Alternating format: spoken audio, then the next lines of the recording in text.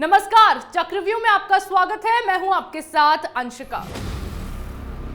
चक्रव्यूह में आज सबसे पहले बात योगी के चक्रकाल में फंसे आतंकी मुर्तजा अब्बासी के खूंखार मंसूबों की करेंगे। आतंकी कनेक्शन का खुलासा तो मुर्तजा का हुआ ही, लेकिन हिजाब विवाद में भी मुर्तजा की ओर से किए गए खुलासों से नया ट्विस्ट आ गया है। फिर बात करेंगे महाराष्ट्र में लाउडस्पीकर पर मचे सियासी बवाल से कैसे उद्धव के नेता तिलमिला गए हैं और अपने ही राजनीतिक चक्रव्यूह में फंस गए। चक्रव्यूह की तीसरी खबर में हम बात करेंगे अवैध निर्माण के चक्रकाल में फंसे शहजील इस्लाम की। योगी बाबा का बुलडोजर चला तो शहजील इस्लाम का अवैध रूप से बनाया गया पेट्रोल पंप कुचल दिया गया। चौथी और आखिरी खबर में बात करेंगे अपनी ही बीवी की करीबी दोस्त के चक्रव्यूह में फंसे इमरान खान की। पाकिस्तान के प्रधानमंत्री इमरान खान के कार्यकाल में उनकी बीवी की फरार दोस्त कैसे मुल्क में छाई कंगाली के बीच ऐशो आराम की जिंदगी जी रही है। शुरुआत करते हैं चक्रव्यूह की और सबसे पहले बात बहुचर्चित आतंकी मुर्तजा अब्बासी की। सीएम योगी के मठ में घुसकर दिन दहाड़े आतंक फैलाने वाले आतंकी मुर्तजा को लेकर बड़ा खुलासा हुआ है। एटीएस की जांच में मुर्तजा की कॉल डिटेल्स को खंगाला गया, जिसमें यह पता चला कि घटना के दिन मुर्तजा ने अब्दुल रहमान नाम के शख्स से बात की थी। कॉल डिटेल से पता चला है कि दोनों के बीच रोजाना कई बार बात होती थी। इसी के साथ दोनों नेपाल की यात्रा पर भी साथ ही गए थे।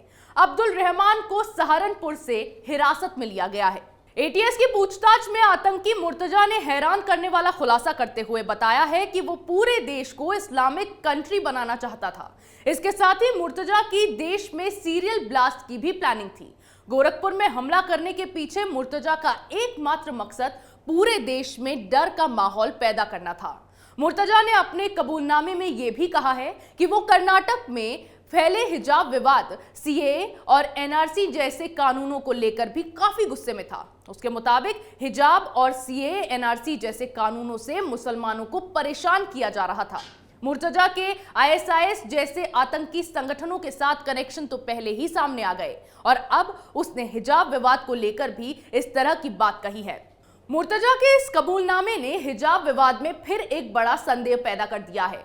भारत जैसे लोकतांत्रिक देश में जहां सब कुछ संविधान के मुताबिक होता है, सभी धर्म और जाति के लोगों को संविधान की नजर में एक माना जाता है, वहां मुर्तजा जैसे आतंकी इस तरह की घटिया हरकतें कर देश में सांप्रदायिक हिंसा को भड़काने का काम करते हैं और इसकी आड़ में अपने खौफनाक मंसूबों को अंजाम देते हैं। हिजाब पर कट्टरपंथियों ने मुस्लिम लड़कियों का ब्रेन वॉश कर मामले को हवा दी, जबकि स्कूलों में यूनिफॉर्म को अनिवार्य करने के पीछे का उद्देश्य केवल समानता का था। वहीं सीएए और एनआरसी पर भी इतना बवाल मचा, लेकिन आज सबसे बड़ा सवाल इन्हीं कट्टरपंथियों से पूछा जाना चाहिए कि जिस कानून में नागरिकता छीनने की ये लोग बात कर रहे थे, क्या उस कानून के तहत किसी भी मुस्लिम नागरिक का नागरिकता छीनी गई? जिस तरह से अब मुर्तजा ने इन सनसनीखेज बातों का खुलासा किया है, उससे एक बात साफ है कि हिजाब मामले को भड़काने के पीछे का इन जिहादियों का एकमात्र एजेंडा भारत को मुस्लिम देश बनाना है और देश को संविधान के बजाय शरिया के हिसाब से चलाना है। लेकिन योगी के चक्रकाल में फंसकर मुर्तजा की सारी प्लानिंग पर पानी फिर गया और कट्टरपंथियों को फिर एक बार मुंह की खानी पड़ी। मुर्तजा पर एटीएस के शिकंजे के साथ ही कर्नाटक में मस्जिदों में लगे लाउडस्पीकरों में साउंड नापने की मशीन लगाने को लेकर सियासत शुरू हो गई। गरमाए मुद्दे से शिवसेना अपने सियासी चक्रव्यूह में फंस गई, जिससे उद्धव के नेता तिलमिला रहे हैं। लाउडस्पीकर से अजान के मुद्दे पर शिवसेना सांसद संजय राउत ने कहा कि महाराष्ट्र के गृह मंत्री ने भी एक नोटिस जारी किया है, जिसमें कहा गया है कि अजान करते समय लाउडस्पीकर डेसिबल का स्तर कितना होना चाहिए। लेकिन गौर करने वाली बात यह है कि जिस नोटिस की संजय राउत बात कर रहे हैं वो है कहां? जिस गृह मंत्री के हवाले से संजय राउत ये बात कह रहे हैं, क्या उनका कोई भी बयान अब तक सामने आया? पत्रकारों ने जब कर्नाटक में लाउडस्पीकर पर अजान को लेकर नोटिस जारी होने पर संजय राउत से सवाल किए तो हड़बड़ाहट में उन्होंने ये कह दिया कि महाराष्ट्र की सरकार ने भी इस मामले में नोटिस जारी किया है। लेकिन हकीकत तो यह है कि मामले में ऐसी कोई भी जानकारी पब्लिक डोमेन में आई ही नहीं है। जब राज ठाकरे ने उद्धव ठाकरे को लाउडस्पीकर के मुद्दे को लेकर चेताया, तब से ही शिवसेना के नेता तिलमिलाए हुए हैं। तो सवाल यह है कि क्या मस्जिदों में बजने वाले लाउडस्पीकर के मुद्दे पर शिवसेना चौतरफा घिर गई है? क्योंकि मामले में लगातार संजय राउत बिना किसी फैक्ट के बयानबाजी कर बीजेपी पर दोष मनकर ब्लेम गेम खेल रहे हैं। और जब उद्धव ठाकरे की सरकार के कारनामों पर सवाल खड़े किए जा रहे हैं, तो महाराष्ट्र में महाविकास आघाड़ी सरकार में चल रहे भेदभाव पर सवाल किए जा रहे हैं, तो उद्धव के नेता अपने बचाव में कुछ भी बयानबाजी कर मामले को दबाने में लगे हैं, जो साफ दिखाता है कि शिवसेना अब बाला साहेब ठाकरे की सेना नहीं रही। वो अब अपनी हिंदुत्व की विचारधारा से भटक कर सत्ता की लालसा में अंधी हो चुकी है, जिसे लेकर उद्धव ठाकरे बड़े सियासी चक्रकाल में फंस गए हैं। हिंदुत्व की विचारधारा से भटके उद्धव लाउडस्पीकर के चक्रकाल में फंस गए और दूसरी तरफ योगी बाबा को गोली चलाने की धमकी देने वाले सपा विधायक शहजील इस्लाम अपने ही काले कारनामों के चक्रव्यूह में फंस गए हैं। उत्तर प्रदेश में कानून के साथ खिलवाड़ करने वालों पर योगी सरकार की ताबड़तोड़ कार्रवाई लगातार जारी है। इसकी जद में अब समाजवादी पार्टी के विधायक शहजील इस्लाम भी आ गए हैं। प्रशासन ने इस्लाम के अवैध पेट्रोल पंप पर बुलडोजर चलाकर ध्वस्त कर दिया है। भोजपुरा विधानसभा से सपा विधायक का यह पेट्रोल पंप अवैध बताया जा रहा है। इस मामले का संज्ञान लेते हुए बरेली विकास प्राधिकरण यानी बीडीए ने कार्रवाई करते हुए निर्माण को ध्वस्त कर दिया और पंप की सभी मशीनों को सील कर दिया। दरअसल कानून के साथ खिलवाड़ करने वाले सपा विधायक इस्लाम ने पेट्रोल पंप बनवाने के लिए नक्शा पास नहीं करवाया था। इस संबंध में उन्हें कई बार नोटिस भी भेजा गया था। नोटिस में कंपाउंडिंग कराने के लिए उनसे आग्रह किया गया था, लेकिन उनकी तरफ से कोई जवाब नहीं दिया गया और वो लगातार इस नोटिस को हल्के में लेते रहे। साल 2021 में पंप को ध्वस्त करने का आदेश भी जारी किया गया था। इसके बावजूद उन्होंने नक्शे की स्वीकृति नहीं ली। शहजील पर सरकारी जमीन पर कब्जा करने का भी आरोप है, लेकिन योगी का बुलडोजर इस्लाम पर ऐसा चला कि सपा विधायक की सारी हेकड़ी बाहर हो गई। पेट्रोल पंप मालिक ने कार्रवाई होने के बाद मानचित्र उपलब्ध कराने के लिए 15 दिन का समय मांगा है।